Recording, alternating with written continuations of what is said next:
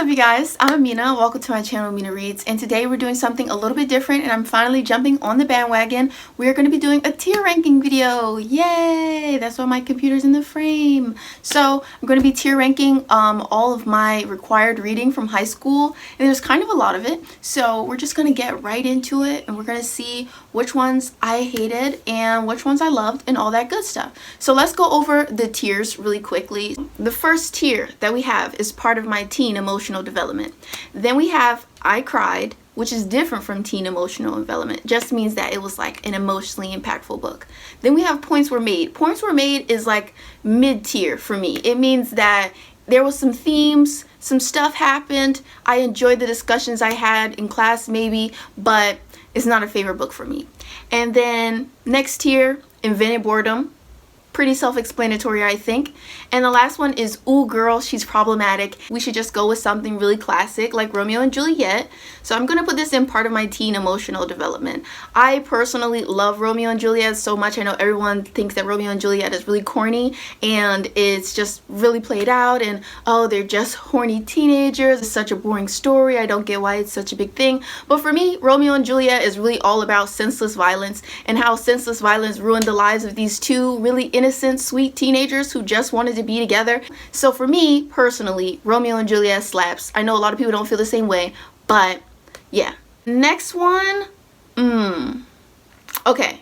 We'll go with Native Son. I kind of want to put this in Points Were Made, but I also kind of want to put this in Ooh Girl, She Problematic, because Ooh Girl, She is problematic. If you don't know what Native Son is about, it's by Richard Wright, and it's about this character named Bigger Thomas, and it's set like, I don't know, in like the 30s or 40s, and he has to be a driver for this white family, and he drives a young white girl home from like a drunken night out, and he takes her up to her room, and she is drunk, and so he's like trying to take her up to her room, but he's also kind of thinking about like taking advantage of her. He's contemplating it, so he's like standing over her on the bed, and then her mother comes in, and her mother's blind, so her mother can't see, but he's scared that the girl will like say something and alert the mother that he is in the room, so he accidentally kills the girl while trying to like quiet her, and the rest of the book is about him like running from the police because he murdered this girl.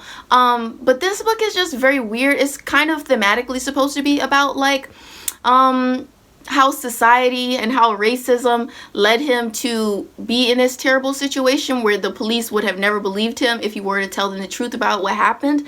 But for the most part, Bigger is trash. He murders 2 women in the book. I'm pretty sure he murders like 2 women. He also rapes his girlfriend in it. So I mean, he's really trash. So I don't know if you could say that racism is the reason that he was a bad person. So I'm personally gonna say, Ooh Girl, She's Problematic. Okay, Persepolis by Marjane Satrapi is a graphic novel / memoir about the Iranian Revolution, I'm pretty sure, or set during that era. I am going to put this in I Cried. I thought it was really impactful. I think I read it like the summer before I started high school. It was like for my summer reading, and I just remember thinking it was really good, and I didn't know that you could tell a memoir in like graphic novel format, so it was like a huge deal to me. I really liked it, and I was emotional about it. So yeah, I pick next. Okay, I'm gonna pick Woman at Point Zero. I can't remember who this is by, but Woman at Point Zero is about this girl in Egypt, I think, and it's basically about how shitty her life is. Like, the whole book is just a series of really unfortunate events in her life. I'm gonna put this in Points Were Made, I think, because a lot of really bad, terrible shit happens to this woman, and I feel like a lot of stories would take the route of being like, terrible things happened to her, but she made the right choice, and she stayed righteous and wonderful her whole life, and things started to work out for her. But no, at the end of this book, spoiler alert, she murders a man, and that she's in jail, and the story is her telling her life and how she ended up in jail, and I personally just think it's a bit iconic that she murdered that man. It was a little bit legendary in my opinion, so I'm going to say that Points Were Made. But this book did kind of invent trauma porn. It's like very traumatic and fucked up, almost to the point where it's like unbelievable how bad this woman's life is. But because of that ending, Points Were Made. I think I'm gonna go with of Mice and Men by John Steinbeck. This is definitely something that I feel like everybody reads in high school. And I personally am going to put it on I Cried. I Cried, the final scene with Lenny and the other guy. What the fuck's the other guy's name in of Mice and Men? George? Okay. The final scene between Lenny and George is like so emotional. Let's see. Let's go with the Odyssey. I'm going to put the Odyssey in Invented Boredom because a lot of interesting stuff happens in the Iliad, and I feel like the Odyssey, some interesting stuff happens in the Odyssey too, but I personally just don't like Odysseus as a character. I'm not interested in him. Also, I think Odysseus fucking just sucks, period. Like, him staying on Circe's island for all that time, just having an affair, not going to Penelope, while Penelope had to sit home fighting off those suitors. Trash. Anyway, Invented Boredom. That's all I have to say on that. Also, the Scarlet Letter, Invented Boredom. I don't feel like I have to really say anything else about this. I feel like everyone knows what the Scarlet Letter is all about, but Hester deserved better, and this book was boring as shit, and Nathaniel Hawthorne should be prosecuted for forcing so many high school students to read this boring ass book. And that's all I have to say on that. Okay, Hamlet. I'm gonna put Hamlet in Points Were Made, I think. Points Were Made. I like Hamlet. I think that Hamlet is interesting, and I love how dramatic and ridiculous he is throughout the whole book. I also love the fact that he's crippled by indecision, because I too am crippled by making decisions, and I will prefer to delay making decisions as long as possible. So I do think that Hamlet is a very relatable dude. I really vibe with him, like kindred spirits, you know, me and him.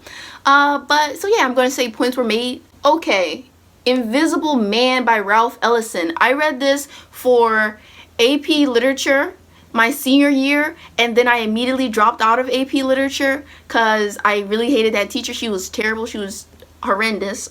This is going in Invented Boredom. This book is another black classic like Native Son by Richard Wright, and it's about this guy, and it's basically about this black man and him living his life, and how racism and prejudice within his community and outside of his community by like white people, how it leads to him feeling invisible. And the story is kind of like this very surreal writing style. And it kind of leads to him becoming almost like this gremlin figure who like lives under in the sewers or something. It's very, I feel like it sounds more interesting than it is, because the majority of the story is just very boring. I think you'll probably like this if you're really into like surreal writing. It wasn't for me, and also I really hated the teacher, so that also colors how negatively I feel about the book. So for me, it invented boredom. Okay. I'm gonna put Macbeth in Points Were Made as well. I really like Shakespeare a lot, as you can tell. I personally just really like Lady Macbeth, particularly when she's encouraging Macbeth to kill the king. Pretty iconic in my opinion. Did like this, especially Lady Macbeth. I thought she was a really interesting character, and I do think that like her morality in the way that it like ebbs and flows in the story is interesting. So Points Were Made. What next? Okay, The Color Purple by Alice Walker. I Cried, part of my teen emotional development. I Cried. I think I'm going to put it on teen emotional development. I remember reading it in high school my senior year, and it was just so beautiful. I don't think I ever to this point like have read a story that was so like tragic and sad, but it also was so hopeful. I think that that's what I love about The Color Purple, is that it's such a hopeful story, even though Celia's circumstances are so terrible. The way that if you watch the 80s film adaptation, I feel like her sexuality is really toned down. In the movie, it's kind of like there's indications that she has a relationship with Miss Shug, but in the book it's like very explicit that her and Miss Shug are intimate partners. So we loved that. Definitely part of my teen emotional development. What shall I pick next? I think I'm going to pick Their Eyes Were Watching God. I'm going to put this in Points Were Made because Zora Neale Hurston, I really love her writing style.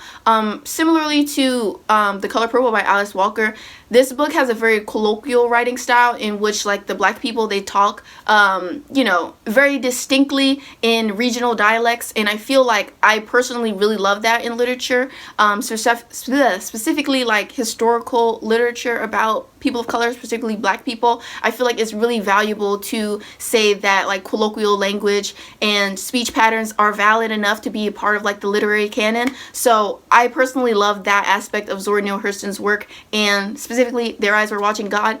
So I feel like a lot of points were made in that regard for me personally, from like an anthropological perspective and everything like that. But I can't remember all that much about this book, if I'm being completely honest. I think I read this in my junior year, so I am gonna put it in points were made because I have like really strongly positive feelings about it, but I can't remember all that much about it. So I feel like points were made is like a good midpoint for that one. What next? I think we'll go for The Merchant of Venice. So thus far, I've given Shakespeare, William, Billy Boy, I've given him a lot of praise in this, but I think The Merchant of Venice is trash. So problematic. It's like so terrible, so incredibly anti-Semitic, and it's just horrible. I think as a plot, it's one of Shakespeare's least interesting plots as well, and it's just like really anti-Semitic, and the only thing that it seeks to do is to punish the Jewish man. And I feel like Shylock is like the most valid person in the story, to be honest. Like, he loans somebody some money, and he's have to loan this person money after they literally spat on him. He speaks about how the character, what was his name? I can't remember what the other guy's name is. Antonio, maybe? Antonio spat on him, and then Antonio's expecting him to give him money. Like, so if he thinks that he deserves a pound of flesh for that money, that's what you get. You should have never signed the contract, you dumbass. So anyway, rights for Shylock. Shakespeare sucks for writing this one. Ooh, girl, she's problematic. Alright, next one. I think I'm going to talk about a Streetcar Named Desire. I didn't cry. I definitely think points were made, but I feel like I'm going to put this on part of my teen emotional development. I read this my junior year, and I was in like an AP language class, and we read a lot of plays in that class. I don't really know why, but we read A Streetcar Named Desire, and my teacher in that class, she was very strange. She was not generous in her opinions towards women, and I feel like her opinions towards Blanche Dubois, who I feel like is a very sad and sympathetic character in A Streetcar Named Desire, she had no sympathy for her. And so I feel like me and my friend bonding over how much we felt like Blanche deserved better from like audiences. I feel like the way that audiences react to Blanche Dubois' character is very unfair. Like, she's trying to figure out how she can sustain herself in a world where she doesn't have a husband, and she doesn't have all these things that like make it easier for a woman to exist in the world. So I feel like Blanche Dubois is like a very sympathetic character, and my teacher did not agree. So me and my best friend, we really banded together to combat the evil teacher who didn't understand poor misunderstood Blanche Dubois. So part of my teen emotional development, definitely, I think. What else? The Crucible. Points were made. I love The Crucible. I think that there's literally nothing funnier than I saw Goody Proctor consorting with the devil in the woods. I think that shit is so funny. Like, just imagine, like, you yourself need to be in the woods to see Goody Proctor consorting with the devil in the woods. You'd had to be there. So what were you doing there? I think that's the funniest thing about The Crucible, is that everyone is pointing fingers at each other, not realizing how they all implicate each other in crimes. It's just very amusing. And so The Crucible made a lot of points. I really like The Crucible a lot. The Great Gatsby. I'm gonna say that points were made. Part of my teen emotional development. I don't know. I really like Nick Carraway as a narrator. I don't know why I paused like that. I really like Nick Carraway as a narrator. I think that he's so interesting, and I like stories about like an outsider looking in on rich people being annoying and stupid as fuck and rich. I feel like that's like interesting, so I really like Nick Carraway for that. Also, I personally read Nick Carraway to be bisexual. That's probably just me and my bisexual agenda as a bi woman, but I remember reading so much into this story and being like, look at this, he's in love with Gatsby and he likes that girl Jordan, and also I think that he fucked that one guy at Tom's party, so I think that Nick Carraway is bisexual. And that's all I have to say on that. So I feel like it was definitely a part of my teen emotional development. One, because I imprinted on Nick and I was like, he's bisexual and I love him. But And even if that's not true, I really don't care. But I also feel like it's a huge part of my teen emotional development because me and my best friend, like, this was my first buddy read with anyone. We read this together and we just discussed it like chapter by chapter. And I don't know, for me, it was just like a really great experience. And I always think fondly about that time in my senior year of high school. So yeah, like, I really like it for that reason. All right, 1,000 Splendid Suns.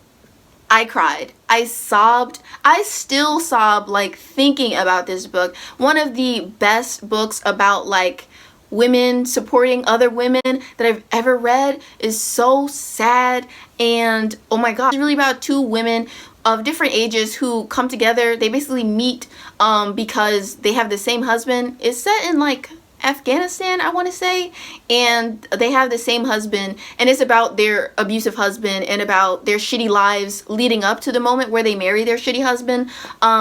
This story is just so sad, but like the way that these women come together and form a family together is just like, whoo, it made me feel all of the emotions, and I sobbed. And I'm so emotionally scarred by this book that I'm scared to read another Khaled Hosseini book, but I own the Kite Runner, so I really need to read it. But I'm scared of how much it will make me cry. So we'll see. All right, four more. Fences. I'm gonna put Fences at points were made. I like a lot of the points that were made in this. Also, I really like the movie Fences with Viola Davis and Denzel Washington. I think that was like a brilliant adaptation. Although, yeah, points were made. All right, last three. What's this one? Go Tell It on the Mountain. Part of my teenage emotional development. I love James Baldwin. James Baldwin is one of my favorite authors of all time. I think I've read 3 or 4 of his works. He probably has a lot more. He has a lot of essays that I haven't read yet. But I love James Baldwin. I think that he's just an amazing writer personally. And the main character in this, John, this book is about like religion and like a religious journey, and it's semi-autobiographical to James's own life. And I don't know, I just felt like this story was really impactful and I loved it a lot, and I really enjoyed reading it. I remember I read it, I think in my sophomore year, when I had that really great English teacher that made me want to be like an English major in college.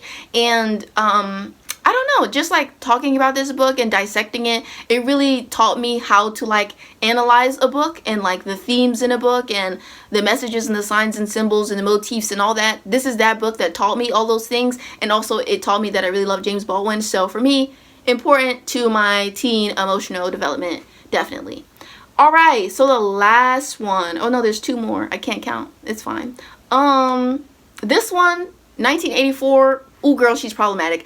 I hate 1984. The girls are going to hate me for this one, but I despise this book. I think that George Orwell, he made a lot of points, so it could have gone in points were made. He made a lot of points, a lot of eerily accurate shit that did come true about like surveillance states and all that, which is very scary.